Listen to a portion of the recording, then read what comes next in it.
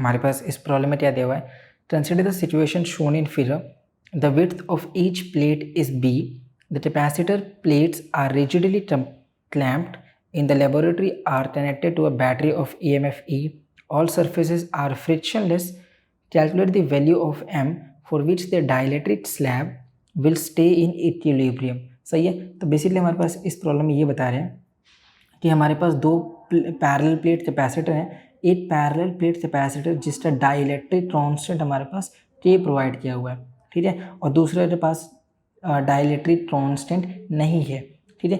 अब इस प्रॉब्लम में बेसिकली हमारे पास ये बता रहे हैं कि अगर आपने एग्जाम्पल नंबर 22 सॉल्व किया है तो ये वाला प्रॉब्लम आप समझ सकते हो इजीली। तो एग्जाम्पल नंबर 22 में वहाँ पर पुली की बात नहीं हो रही है, पर इस प्रॉब्लम में पुली है। सबसे पहले यहाँ पर समझ लेते हैं है क्या। हमारे पास दो पैरेलल प्लेट कैपेसिटर हैं जिनकी लेंथ L है और ये इनसाइड है, तो इनकी विड्थ हमारे पास B प्रोवाइड है। यहाँ पे नोट डाउन कर लेते हैं कि जो विड्थ है हमारे पास वो हमें B दिया हुआ है। अगर मुझे एरिया बताना होगा तो एरिया क्या हो जाएगा, लेंथ इंटू विड्थ ब्रेड्थ, ठीक है। सो ये हो जाए मेरे पास एरिया के लिए फॉर्मूला। हमारे पास इनका EMF सोर्स प्रोवाइड किया हुआ है और इन दोनों के बीच में सेपरेशन डिस्टेंस हमारे पास D दिया हुआ है, ठीक है। D हमारे पास सेपरेशन डिस्टेंस है। अब बेसिकली हो ये रहा है कि यहाँ पर हमारे पास एक पुली है और जिसका वेट यहाँ पर एक बॉक्स है जिसका वेट हमारे पास M दिया हुआ है, मास M दिया हुआ है। तो इस डायरेक्शन में हमें पता है टेंशन तो लग ही रहा होगा, ठीक है। तो टेंशन की वैल्यू mg के बराबर है, ये बात तो हम समझ गए। इस वेट की वजह से जो इसका मास है इस तरफ हमारे पास mg फोर्स है। हमें ये वो बोल रहे हैं कि वो कितनी फोर्स होनी चाहिए, हमें फोर्स बताना है, ठीक है, सॉरी मास बताना है, ये मास हमें बताना है। तो हमसे पूछे ये मास कितना होना चाहिए जिसकी वजह से ये जो डाइलेक्ट्रिक स्लैब है वो इक्विलिब्रियम में रहेगा। सो देखो एक तरफ तो इस तरफ फोर्स है हमारे पास mg फोर्स, दूसरा यहाँ पर पोटेंशियल सोर्स हमारे पास प्रेजेंट है, तो जिसकी वजह से यहाँ पर इलेक्ट्रिक फील्ड तो प्रेजेंट होगी, ठीक है। इलेक्ट्रिक फील्ड यहाँ पर प्रेजेंट है, तो जिसकी वजह से ये जो इलेक्ट्रिक फील्ड है वो इस डाइलेक्ट्रिक को अपनी तरफ अट्रैक्ट करता है, ठीक है। तो ये वाली फोर्स और ये वाली फोर्स आपस में कैसी है, बैलेंस्ड होनी चाहिए। अब देखो अगर बात की जाए इस कैपेसिटर के नेट कैपेसिटेंस की, तो ये दोनों ही कैपेसिटर हमें पता है पैरेलल में होते हैं। प्रॉब्लम नंबर 22 में हमने समझा था ये दोनों ही पैरेलल में होते हैं। सो पैरेलल में होते हैं तो सिंपली इन दोनों को ऐड कर दिया मैंने यहाँ पर। अब सी का जनरल फॉर्मूला होता है एप्सिलॉन नॉट A/D। तो ये जो सी है, एक कैपेसिटर जिसका कैपेसिटेंस हमें जिसका डाइलेक्ट्रिक नहीं है, दूसरा एक कैपेसिटेंस जिसका डाइलेक्ट्रिक हमें प्रोवाइड किया हुआ है, तो उन दोनों का ही सम C इक्विवेलेंट आ जाता है, ठीक है। तो बात है जिसमें हमारे पास कैपेसिटेंस के लिए क्या नहीं है, यहाँ पर डाइलेक्ट्रिक नहीं है। सो ये देखो मैंने मान लिया कि इस वेट की वजह से ये जो डाइलेक्ट्रिक इस तरफ बाहर जा रहा होगा, ठीक है, पर इलेक्ट्रोस्टैटिक फोर्स इसे इस तरफ अट्रैक्ट भी कर रहा है, ठीक है। तो ये फोर्स ये डाइलेक्ट्रिक से वैसे बाहर जा रहा है, फोर्स इसे इस तरफ लेके आ रहा है, तो उस पर तो बाद में आते हैं। पहले मान लेते हैं कि ये जो बाहर जा रहा है इसकी लेंथ मेरे पास टोटल L है, इसने इतना ज़्यादा डिस्टेंस यहाँ से ट्रैवल कर दिया, यहाँ से ऐसे आ गया, तो रिमेनिंग डिस्टेंस कितना हो गया L माइनस H, ठीक है। तो यही वो पोर्शन है जहाँ पर हमारे पास क्या प्रेजेंट नहीं है, तो ये वो पोर्शन है जहाँ पर डाइलेक्ट्रिक प्रेजेंट नहीं है, ठीक है। तो यहाँ पर इसे अब थोड़ा सा सिंप्लीफाई कर देते हैं, तो C की वैल्यू क्या हो जानी चाहिए, तो C की वैल्यू हो जाए मेरे पास देखो C कितना हो जा रहा है यहाँ पर, C की वैल्यू हो जाएगी यहाँ पे, ठीक है। तो हमारे पास जिसमें डाइलेक्ट्रिक नहीं है उसका कैपेसिटेंस से लिखना है, सो K एप्सिलॉन नॉट A/D। तो यहाँ पर क्या हो जाएगा मेरे पास, ये हो जाना चाहिए H डिस्टेंस इतने ट्रैवल किया है, तो ये हो जाए मेरे पास H, और एरिया होता है तो ये हो जाए डिस्टेंस मतलब लेंथ, और विड्थ कितने हमारे पास B है, डिवाइडेड बाई D जो हमारे पास D है, प्लस CK जिसके पास प्रेजेंट है हमारे पास, तो ये कितना हो गया, इसमें कितना डिस्टेंस है L minus H। So epsilon not B L minus H divided by D, ठीक है। तो ये आ गया। तो यहाँ पर अगर मैं C इक्विवेलेंट बताता हूँ तो ये कितना हो जा रहा, यहाँ पर मेरे पास एप्सिलॉन नॉट B/D कॉमन आ सकता है, तो ये कितना हो गया, ये हो गया K H प्लस, और यहाँ से मेरे पास L माइनस एच आ सकता है, ठीक है। तो यहाँ से अगर मैं इसे थोड़ा सा और सिंप्लीफाई कर देता हूँ तो ये कितना आ गया, ये हो जाए epsilon naught B by D और ये हो गया L प्लस एच के माइनस 1, ठीक है। तो ये आ गया मेरे पास इस प्रॉब्लम के लिए नेट कैपेसिटेंस, ठीक है। अब हमें यहाँ पर नेट कैपेसिटेंस तो पता चल गया। अब यहाँ पर बेसिकली दो वर्क डन हो रहे हैं। सबसे पहला वर्क डन तो किसकी वजह से हो रहा है, इस बैटरी की वजह से वर्क डन हो रहा है, और दूसरा इस एक्सटर्नल फोर्स की वजह से हमारे पास वर्क डन हो रहा है। तो अगर मैं नेट वर्क डन की वैल्यू बताना चाहता हूँ, सो नेट वर्क डन किससे बराबर है, work done due to battery plus work done due to external force. अब देखो यहाँ पर वर्क डन में क्या है, इस इलेक्ट्रिक फोर्स की वजह से तो ये इस तरफ आना चाहेगा, ठीक है। तो मान लेते रही इसने स्मॉल अमाउंट ऑफ डिस्टेंस यहाँ तक ट्रैवल भी कर दिया है, मान लेते रही इसने डी एच डिस्टेंस ट्रैवल कर दिया है, तो वर्क डन भी हमारे पास स्मॉल ही आने वाला है। तो यहाँ पर नेट वर्क डन की जो वैल्यू है वो मैं डी और डी से यहाँ पर बता सकता हूँ, ठीक है। अब work done due to battery, अरे मुझे बताना है कि work done due to battery जितना है, तो ये जितना हो जाएगा, ये हो जाना चाहिए मेरे पास। तो वर्क डन का फॉर्मूला देखो, वर्क डन का फॉर्मूला क्या था, ये होता है चार्ज इंटू पोटेंशियल।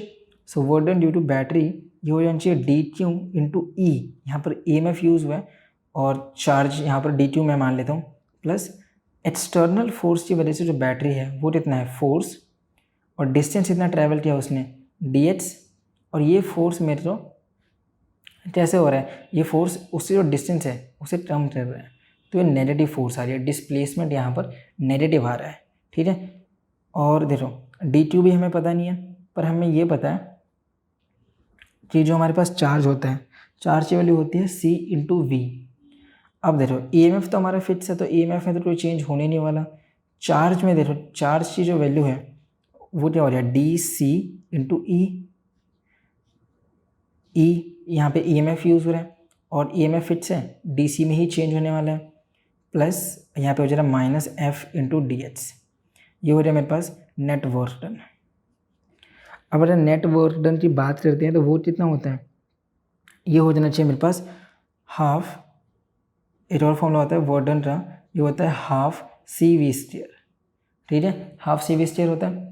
तो ये नेट वर्क डन के बराबर है और मुझे FDH के लिए ही सॉल्व करना है। सो F.DH इसकी वैल्यू क्या है, ये हो जाएगा DC epsilon E whole square minus net work done, ठीक है। तो इसे थोड़ा सा और सिंप्लीफाई करते हैं, तो ये वैल्यू क्या है मेरे पास, ये है M इंटू जी फोर्स, ये हो जाए मेरे पास DH, ये जितना हो जाए ये हो जाए मेरे पास DC, ये हो जाए मेरे पास E² minus net work done की वैल्यू जैसे मैंने बताया हाफ CV², तो हाफ, और चेंज इसमें हो रहा है कैपेसिटेंस में, और पोटेंशियल तो मेरे पास E² है, ठीक है। तो यहाँ से मैं क्या कह सकता हूँ, मुझे इस M के लिए ही सॉल्व करना है। सो अगर मुझे ये M बताना है तो यहाँ से मैं क्या कह सकता हूँ, देखो ऊपर में मेरे पास C इक्विवेलेंट प्रोवाइड किया हुआ था, अब मुझे इस M के लिए सॉल्व करना है। तो यहाँ से सबसे पहले मैं ये कर लेता हूँ कि DC/DH यहाँ पर फाइंड आउट कर लेता हूँ। देखो अगर मैं DC E² कॉमन ले लेता हूँ तो ये जितना बचा ये हो जाए मेरे पास 1 माइनस 1/2। अब ये कितना हो जाए मेरे पास, ये हो जाना चाहिए mg.dh, इसकी वैल्यू मेरे पास हो जाना चाहिए हाफ DC E² के बराबर, ठीक है। तो ये वैल्यू को हम आगे नोट डाउन कर लेते हैं।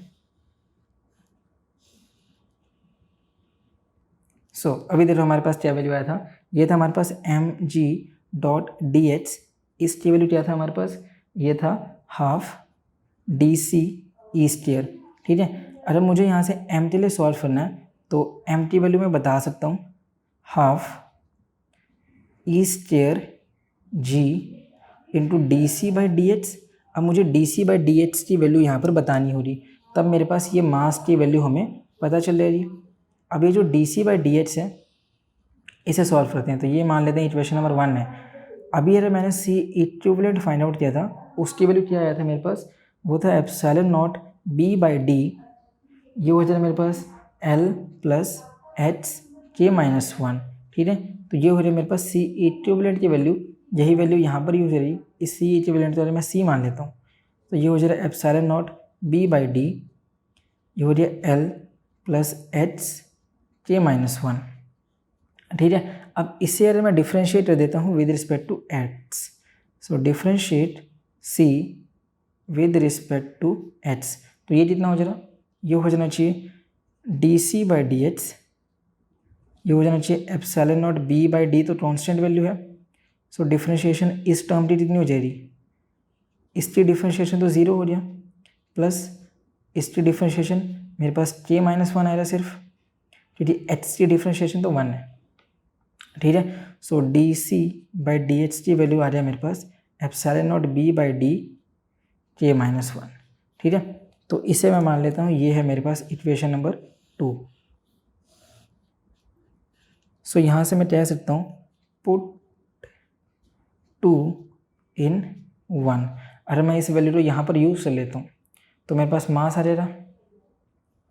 सो मास कितना आ जाना चाहिए, मास हो जाएगा मेरे पास half E square by G, और D C by D H C जो वैल्यू है वो है epsilon naught B by D के माइनस 1, ठीक है।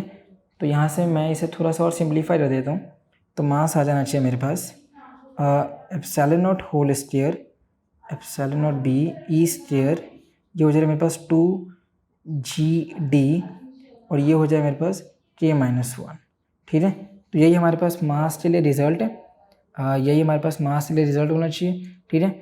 कितना आ रहा है मेरे पास epsilon naught B E square 2 E G D के माइनस 1, ठीक है। तो ये आ जाए मेरे पास मास, यही हमसे फाइंड आउट करने के लिए पूछा था। इससे आसान सॉल्यूशन और कहीं नहीं।